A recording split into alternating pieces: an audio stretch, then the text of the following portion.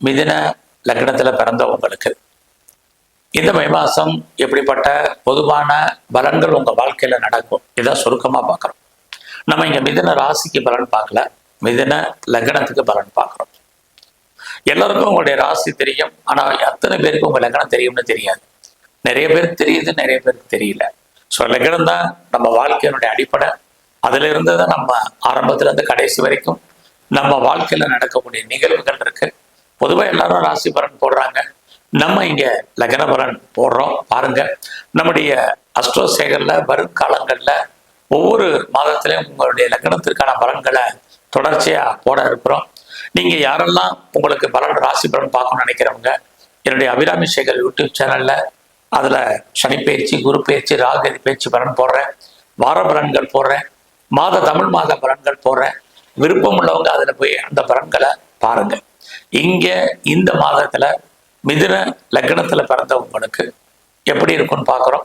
இந்த மாதத்திலேயே ரொம்ப முக்கியமான விஷயம், இந்த மே மாதத்துல மே 14ஆம் தேதி திருக்கணித பஞ்சாங்கப்படி குரு பகவானுடைய பெயர்ச்சி இருக்கு.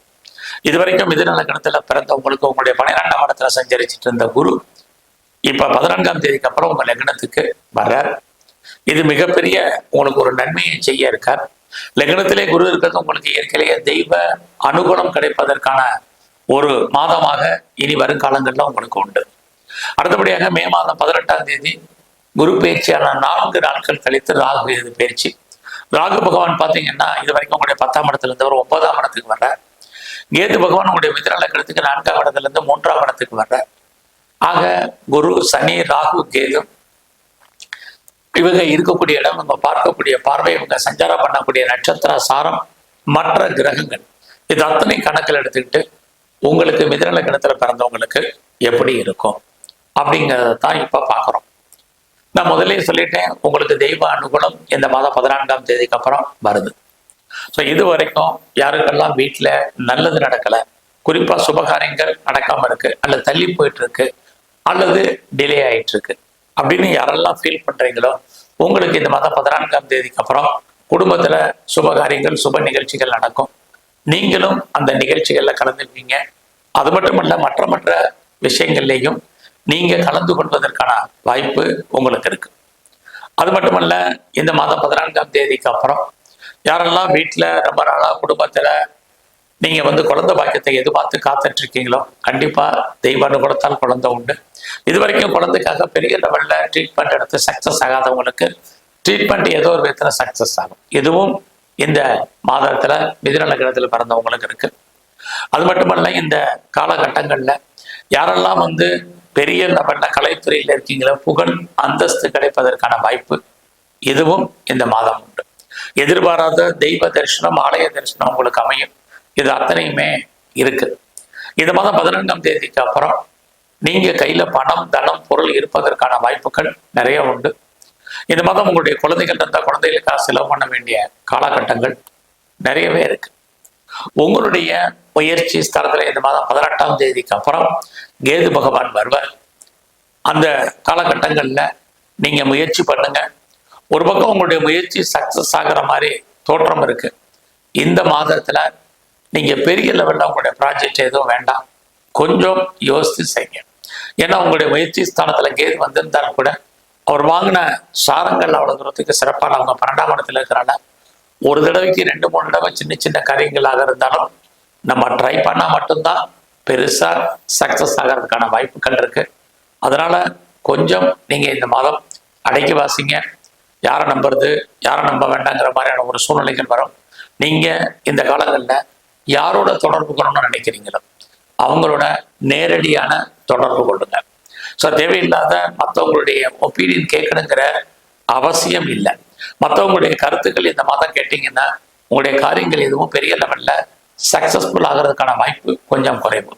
இந்த மாதத்துல உங்களுடைய இளைய சகோதர சகோதரிகள் இருந்தா அவங்களுக்காக செலவு பண்ண வேண்டிய காலம், அவர்கள் உங்களை விட்டு பிரிஞ்சு இருக்க வேண்டிய காலம், அல்லது அவர்களை விட்டு நீங்க பிரிய வேண்டிய காலங்கள் உண்டு.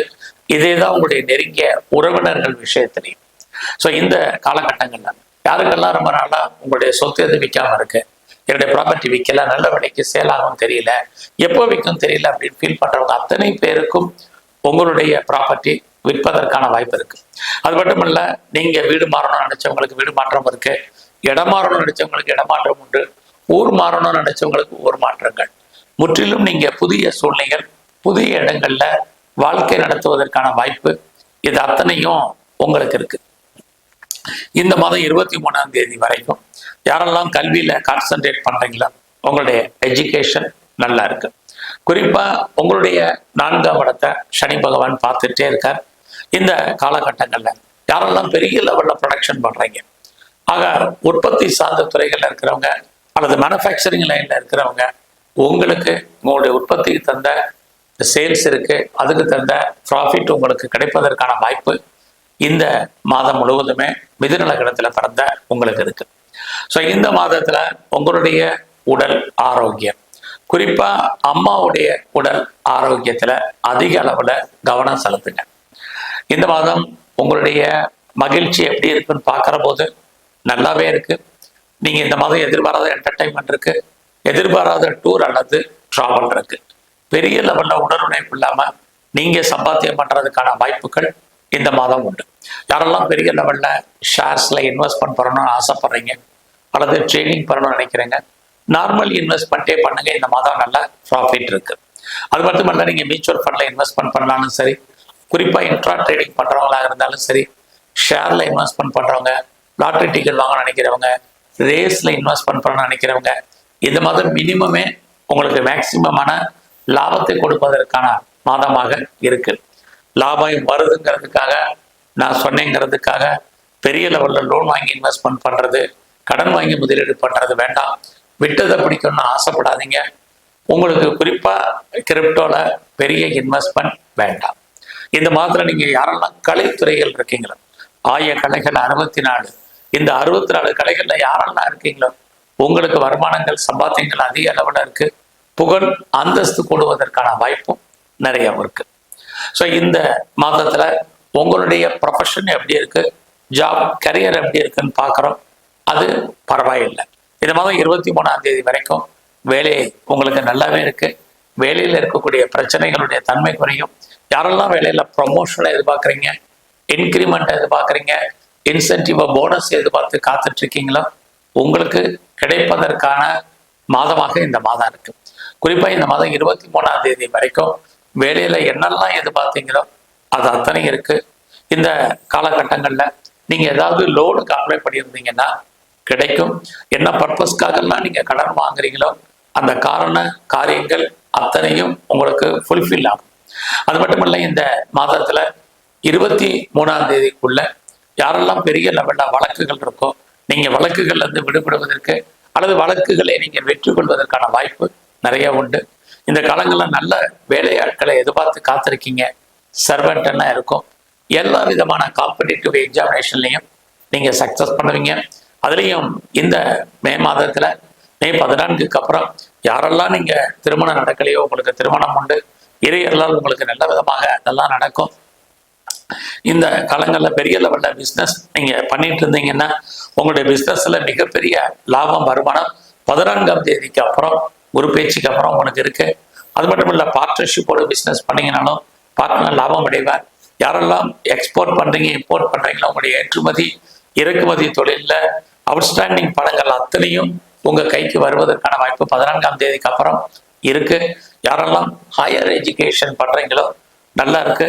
உங்க லைஃப்ல உங்களுக்கு ஒன்றுக்கும் மேற்பட்ட தொடர்புகள் வருவதற்கான வாய்ப்பும் நிறைய உண்டு.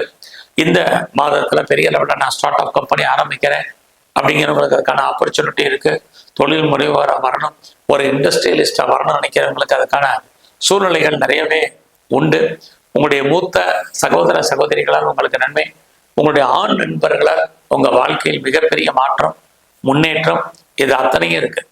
ஸோ இந்த மாதத்துல நீங்க இன்னும் கொஞ்சம் தெய்வ அனுகூலத்தை கூட்டுங்க.